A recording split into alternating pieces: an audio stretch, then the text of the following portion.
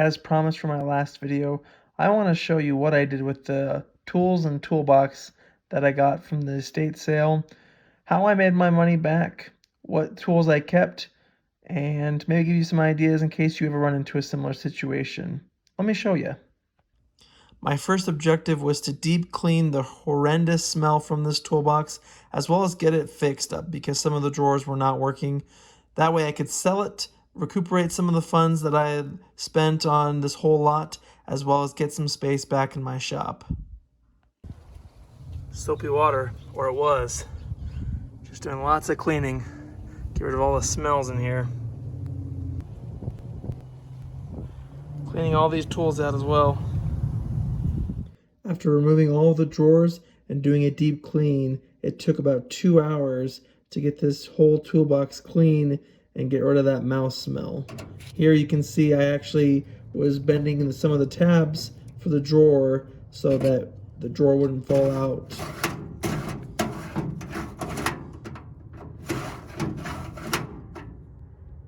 Here are all the drawers out for some really deep cleaning. Here's the model for the bottom cart. You didn't see this yet, but the box comes with a side tray. Needs a lot of cleaning, but I thought it was pretty cool.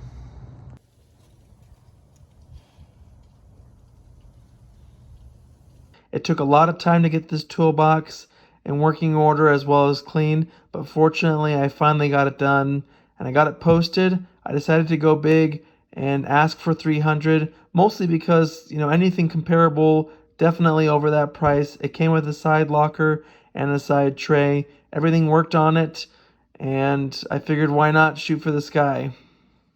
I referenced Craigslist and Facebook Marketplace to get an idea of what currently was being listed and current price points, and within 2 weeks I was able to have a buyer, and he was very happy with the box, and fortunately I got the $300 I was asking.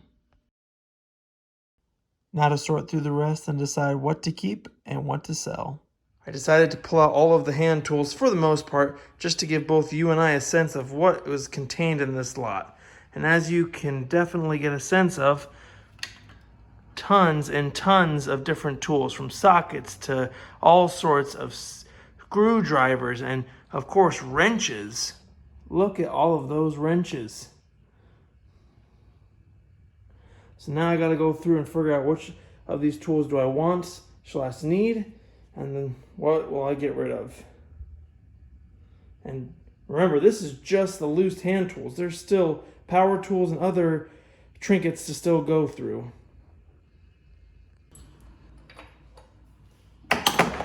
Here I'm separating the tools that I don't want. They go in the bin, and the rest I'll keep elsewhere. Here's what I'm keeping. The rest I'll put in bins to sell.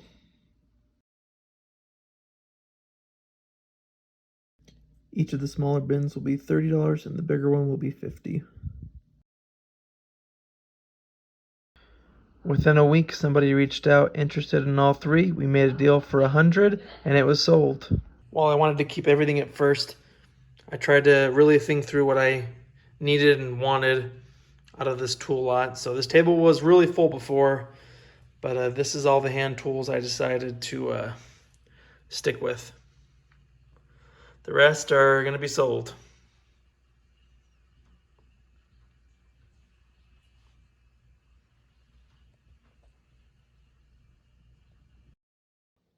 With the tools that I did end up keeping, I'll be able to fill in many of the missing tools or pieces that I'm missing from sets and now have them a little bit more complete. It's not the same year, but this set is basically complete now. Just those accessories were missing, but all the tools are there, so I feel really happy about that. From that lot, look at this. I almost got a full set of standard wrenches. Now to go through everything else I don't want and sell it. Next was figuring out what things I wanted to give away for free, like this trunk and some of these other tools that I just didn't want to have to deal with. Here are some of the things I ended up selling within probably the first 2 to 3 weeks. I recuperated a little bit of my money, and I was surprised what kind of things went first in my lot of stuff.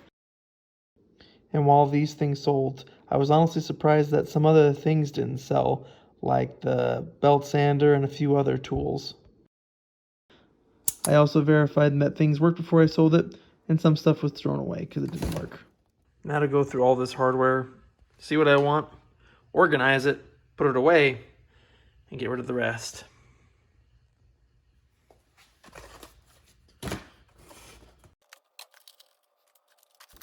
The tools and the power tools are always cool things to sift through, but if you've been a fan of the channel, you know that one of my favorite things is to sift through bolts, screws, fasteners, electrical connectors, and things like this.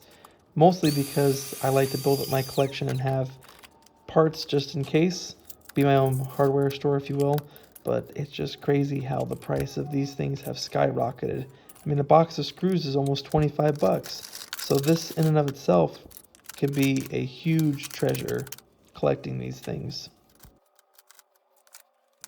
Am I a hoarder at this point? I'm not really sure, but all I have to say is that the drawers at the top of the screen and others that you can't see definitely help me to not only keep these parts organized, but make them so I can actually use them and retrieve them.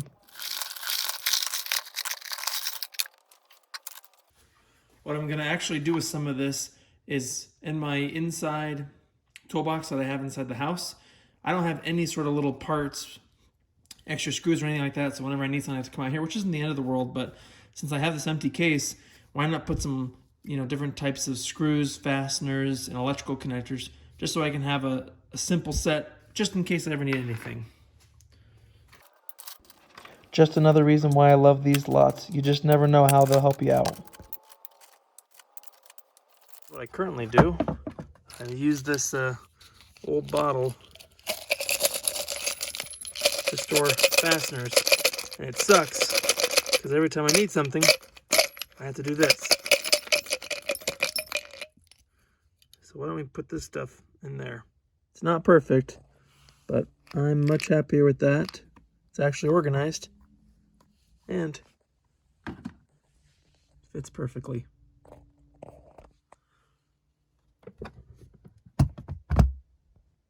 I wanted to share some things I found while kind of cleaning up the toolbox. This stuff isn't as interesting. These were in the drawers of that side cabinet. I guess these were old receipt books where they'd put the, your remaining balance from the tool truck, and almost all of his receipts were in there. So kind of interesting to see his purchases and how much things cost back then. I found a Sears receipt. It looks like he bought some hex keys back in 1991. Look at that, $3 each. And then here's an old Snap-on receipt. And I think I found some of his paperwork saying that he made like $8.26 an hour. So back in 1990, I think the conversion rate is a little bit over double. So, maybe 17, 18 bucks an hour. And, kind of interesting to see how much, I guess you can look those parts up to see what they are and maybe how much they are today. But, I mean, pretty big balance, $147. And, man, but just cool stuff to see. So I thought I'd share that with you guys and, give you a little history on this this gentleman. All in all, it was a rewarding process to go through this toolbox and revitalize it. That way it could be passed on to somebody else to get a lot more years out of it. It was really cool to also go through the tools and the hardware just to see what he used and what he kept, and also to add some of these things to my own tool collection. I wanted to also share this maintenance sheet that I found that I'm assuming he probably referred to on a daily basis as he inspected each of the police cars. Thought it was cool to include some of these pictures to give you an idea. But man, it was nice to piece this kind of story behind this individual together, and I hope that the video was entertaining and kind of interesting as well for you. So if you have any feedback or thoughts, I definitely welcome that, as this is something really new and maybe something I'll incorporate going forward if you guys like it. So thanks for watching. Like the video and subscribe if you haven't already, and I will see you in the next one. Thanks again.